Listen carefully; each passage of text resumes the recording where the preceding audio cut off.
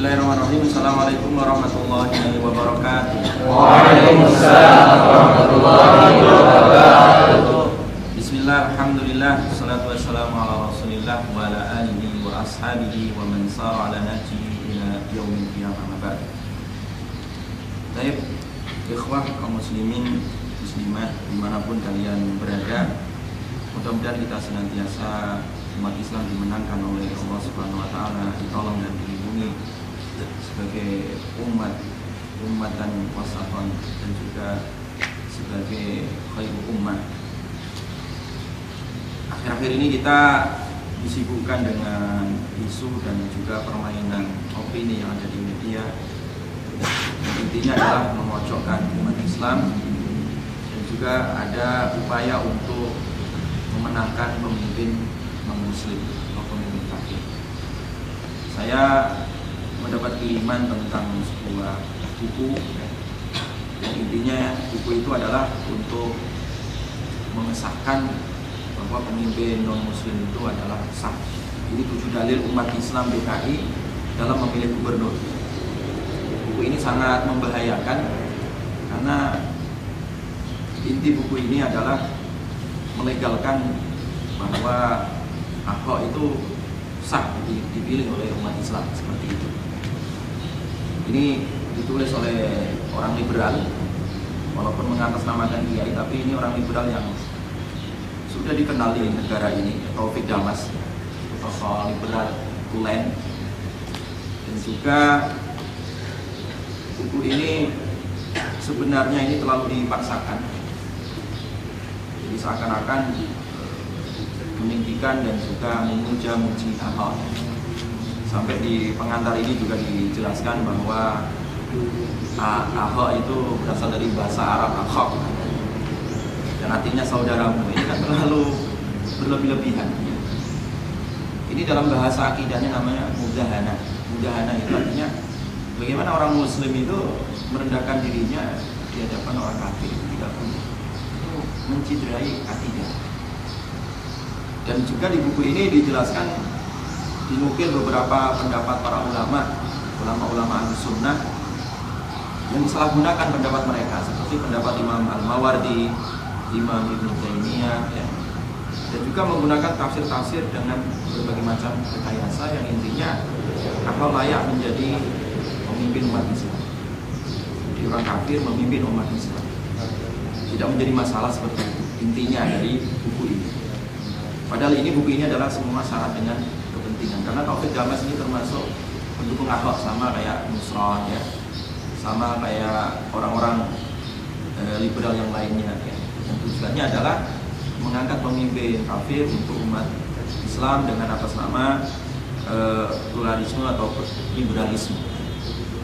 Itu bisa dibantah dengan beberapa hal. Yang pertama adalah bahwa Imam Al-Mawardi dan juga Imam Ibnu Taimiyah yang dinukil di sini itu adalah tidaklah mereka itu menginginkan orang kafir menjadi pemimpin orang Islam. Itu tidak mereka itu tidak menginginkan itu. Kenapa? Alasan yang pertama bahwa wazifatul hukamil muslimin ar-ra'isiyah hiya iqamatu syar'illah wa i'la'u kalimati. Jadi tugas utama dari seorang gubernur ataupun seorang pemimpin itu adalah menegakkan syariat Allah, dan juga mengatur urusan dunia dan juga agama tanpa memisahkan dunia dan juga agama. Makanya Imam Al-Mawardi mengatakan al-imamatu mawdu'atun li khilafati nubuwah, bahwa imamah ataupun kepemimpinan itu diletakkan adalah untuk meneruskan risalah kenabian. Tujuannya adalah fi hirasatid din wa siyasatid dunya. Tujuannya untuk menjaga agama dan juga mengatur dunia. Kalau yang mengatur orang kafir, bagaimana bisa menjaga agama umat Islam? Yang ada adalah menggembosi siar-siar Islam. Jadi wasiyasat dunia dan juga mengatur dunia. Ya, kalau sultan ataupun pemerintah waliul amr itu kan sebagai pemimpin dia yang kaitannya dengan ada syariat. Bahkan Di dalam Islam itu yang namanya sultan ataupun pemimpin itu sebagai wali bagi orang yang nggak punya wali. Misalkan ada orang mau nikah nggak punya wali, siapa yang menikahkannya? Pak sultan, waliul amr. Kalau itu kafir bagaimana? Sah? Tidak sah. Menegakkan hudud, menegakkan syariat itu harus muslim. Makanya di sini Ibnu Taimiyah rahimahullah juga mengatakan fal maqsudu al wajib bil wilayah islahu dinil khalq. Jadi tujuannya adalah bahwa penegakan kekuasaan itu tujuannya adalah islahu dinil khalq, untuk memperbaiki agama umatnya. Ya, otomatis kalau pemimpin kafir tidak mungkin akan memperbaiki agama umat Islam karena dia secara ideologi bertentangan dengan umat Islam. Maka di sini umat Islam tak boleh memilih pemimpin kafir. Kalau masalah nas Al-Quran sangat jelas. Allah Subhanahu wa taala menegaskan, A'udzu billahi minasyaitonir rajim, wa la yaj'alallahu lil kafirina 'alal mu'minina sabila. An-Nisa 141. Allah tidak akan pernah menjadikan jalan bagi orang-orang kafir untuk orang mukmin. Apa yang dimaksud? Seorang mufasir Al-Qadhi Ibnu Arabi mengatakan bahwa Inna Allah Subhanahu la yaj'alu lil kafirina 'alal mu'minina sabila bisyarr. Nah ini. Yang dimaksud di sini adalah tidak mungkin Allah mengizinkan seorang kafir, pemimpin kafir untuk menguasai orang-orang mukmin dalam masalah urusan syariat. Fa in wujida fa bi khilafi syarr. Kalau toh ada itu bertentangan dengan apa? Syariat. Dalilnya banyak. Misalkan di dalam ayat yang lain An-Nisa 59, ya ayyuhalladzina amanu atti'ullaha wa atti'ur rasul wa ulil amri minkum. Taati Allah, wahai orang yang beriman, taati Allah dan Rasulnya, dan ulil amri minkum. Lihat ya, Pak, ulil amri minkum. Dan pemimpin minkum dari kalian. Kum kalian. Bukan minhum, bukan orang kafir, dari mereka bukan. Ya. Redaksinya jelas, khitabnya jelas, yang diajak bicara jelas. Ayo orang beriman, taati Allah, taati Rasulnya, ya kan? Dan ulil amri minkum, pemimpin minkum dari kalian. Artinya apa? Dari kaum muslimin. Jadi taati kaum muslimin. Kalau itu kafirin, tidak masuk di sini. Ayatnya banyak. Ya ayyuhalladzina amanu la tattakhidhu bitanatan min dunikum la ya'lunakum khabala waddu ma anittum qad badatil baghdha'u min afwahihim. Jangan jadikan bitona, jadi orang selain kalian. Kenapa itu ya Ikhwan? Karena mereka akan melakukan perusahaan jelas. Dari mulut mereka muncul kebencian, baghdha, kebencian. Dari mulut-mulutnya muncul kebencian. Kelihatan dari mulutnya, itu kelihatan bagaimana Ahok menistakan ayat Al-Maidah berapa kemarin? 51 di Kepulauan Seribu itu udah ma'ruf itu baghdha namanya, kebencian terhadap umat Islam. Allah mengingatkan wa ma tukhfi suduruhum akbar. Yang apa yang ada di dalam dada mereka itu lebih besar. Lebih besar. Mulutnya aja udah besar, apalagi kebencian di dalam hatinya itu lebih besar. Makanya Imam Al-Qurtubi di dalam tafsirnya menerangkan Allah al-mu'minina bihadhil ayat ayyattakhidhu minal kuffari wal yahud wa ahlal ahwa dukhala wa mulaja yufawidunahum fil ara wa yusniduna ilaihim umurahum.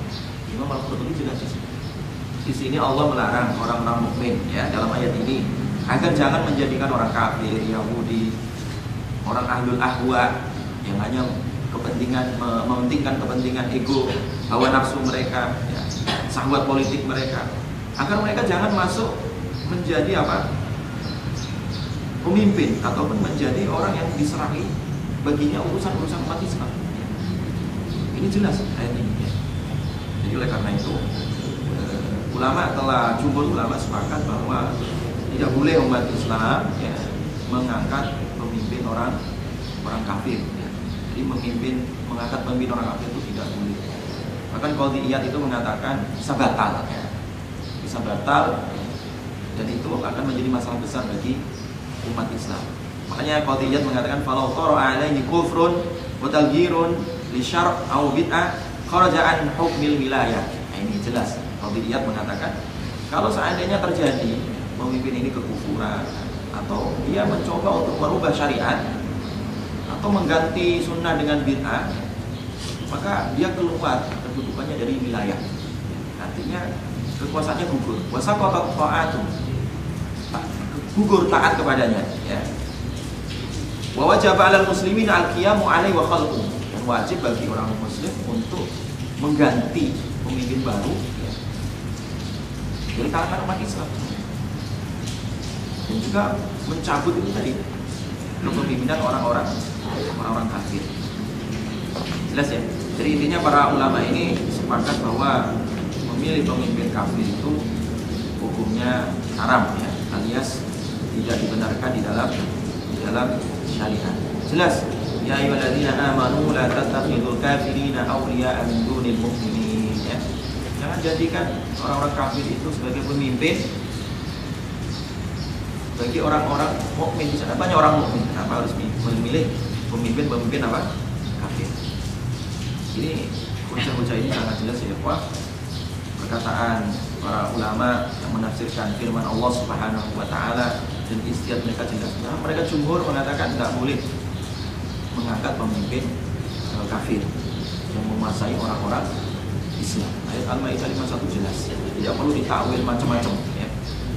Itu hanya sekedar takwil ahlul ahwa yang hanya kepingin mementingkan hawa nafsu mereka. Orang-orang di belakang pemimpin kafir ini ya, itu adalah ahlul ahwa ya, orang-orang yang hanya menjilat ya, demi popularitas, demi uang, demi kedudukan, demi jabatan. Saya menyebutnya sebagai balanisme. Balanisme itu adalah orang-orang yang senantiasa mendukung kekafiran tujuannya untuk ya, mengalahkan atau menghancurkan Islam dari dalam. Bal'am ini dulu itu muridnya Nabi Musa ya.